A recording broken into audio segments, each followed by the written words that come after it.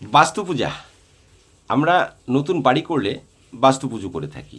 এটা আপনি জানেন, আমি জানি, সবাই জানে যে নতুন গৃহপ্রবেশ হয়, গৃহপ্রবেশে পৌরোহিত্য যিনি করেন, যিনি পুরোহিত, যিনি ব্রাহ্মণ, ব্রহ্মজ্ঞান যিনি অর্জন করেছেন, তিনিই তো ব্রাহ্মণ।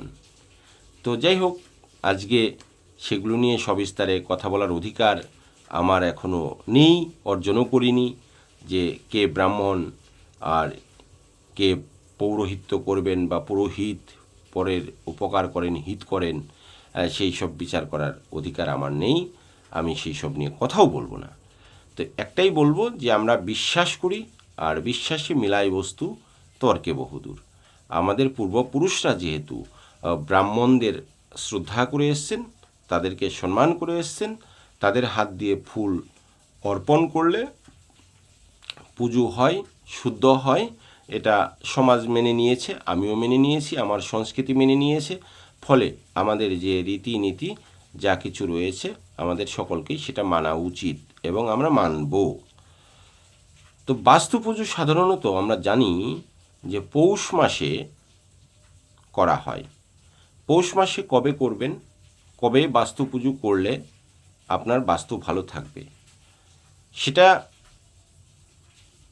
এর আগেও আমি একটা এপিসোড তৈরি করেছিলাম, সেটা ইউটিউব চ্যানেলে দেওয়া আছে, আপনারা সার্চ দিতে পারেন। প্রণব শিকদার বলে, ইংরেজিতে PRANB SIKDAR দিয়ে সার্চ করলে হয়তো ইউটিউবে পেয়ে যাবেন, সেখানে সবিস্তারে বলা আছে। তো যাই হোক, পূর্ণিমা তিথি যখন শুক্লপক্ষ শুরু হয়, সেই শুক্লপক্ষে আপনি এই পুজো করবেন। এই পুজো করতে আপনার সেই রকম বেশি খরচ নেই। তো নিষ্ঠার সাথে করতে হবে, মনে প্রাণে করতে হবে। আপনার যে বাস্তু, যে মাটি, সেই মাটিতেই কিন্তু আপনাকে একটা উনান খনন করতে হবে। এটাই আমাদের রীতিনীতি, আমরা দেখে এসেছি, আমরা বিশ্বাস করি। আজকাল তো শহর বন্দরে বাড়ির জায়গা খুবই কম, ফলে তাদেরকে গ্যাসের মধ্যে সব কিছুই করতে হয়।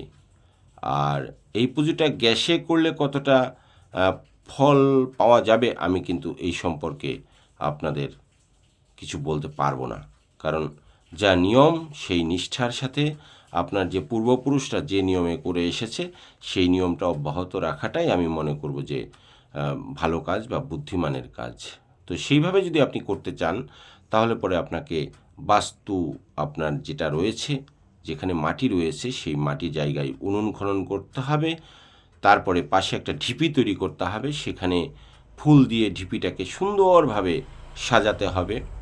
এবং একটি সরস্বতী পূজায় যে মানে যেটা যে লেখার জন্য আপনারা কি বলেন ওটাকে, বন কাশ, যেটা সেটা একটা এই আপনার ঢিপির উপর থেকে একটু 2.5 ফিট, 1.25 ফিট বা 1.5 ফিট, 2 ফিট পরিমাণ উচ্চতায় রাখতে হবে। সেখান থেকে একটা সুতা, আপনার বিভিন্ন রকম পূজার যে সামগ্রী রয়েছে, তুলসী পাতা, বেলপাতা, দূর্বা, ফুল ইত্যাদি, আপনি ওই সুতাটিকে বেঁধে সাজিয়ে আপনি ঢিপি পর্যন্ত নামিয়ে নিয়ে আসবেন। এবং ঢিপির যে সামনের অংশ সিঁড়ির মতো, সেই সিঁড়িতে কিন্তু আপনার ঘটটা বসানো হবে। ঘটের উপরে একটা আম্রপল্লব থাকবে, সিঁদুর থাকবে, যেভাবে আপনারা ঘট দিয়ে থাকেন পুজোতে। তারপরে ব্রাহ্মণ আসবেন, এসে শুধু দুধ এবং আতপ চাল দিয়ে একটা প্রসাদ রান্না করা হয়, সেখানে কোনো মিষ্টি দ্রব্য চলবে না। কলা পাতার যে আগার অংশ, অনেকে অনেক রকম এটা ভাবে চেনেন, অনেকে মাছ বলেন। তো যাই হোক, সেটাতে আপনারা 3টি বা 5টি কেটে একদম কচি কলা পাতার মাথা, সেটার মধ্যে প্রসাদটা দেওয়া হবে। এবং নতুন ফল, যেমন আপনি কমলা, আপেল বা যে সিজনাল যে ফলগুলো নতুন নতুন আছে, সেগুলো দিতে পারেন।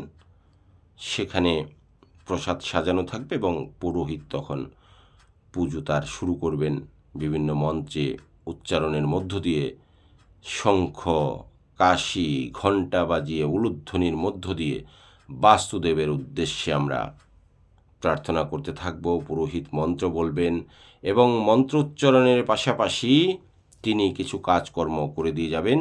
হয়তোবা ঢিপির পাশে দেখবেন একটা বেতের কিছু একটা অংশ এবং পান, সুপুরি, তার সাথে কিছু মিষ্টান্ন মানে পায়েস বা ক্ষীর, সেটাকে দিয়ে নিবেদন করে ঢিপির ভেতরে রেখে দেবেন, যাতে বাস্তু একটা বৎসরের জন্য একদম সুস্থ থাকে। আর বাস্তু যদি সন্তুষ্টি থাকে, আপনার বাড়িতে কিন্তু ঝগড়াঝাঁটি, অশান্তি, অমঙ্গল, নেগেটিভ কিছু এনার্জি কিচ্ছুটিই থাকে না, কিচ্ছুটিই থাকবে না। অসুখ বিসুখ কম হবে, সমস্ত কিছু, আয় উন্নতি বেড়ে যাবে। আমরা এটা বিশ্বাস করি, এটা আমাদের প্রচলিত বিশ্বাস।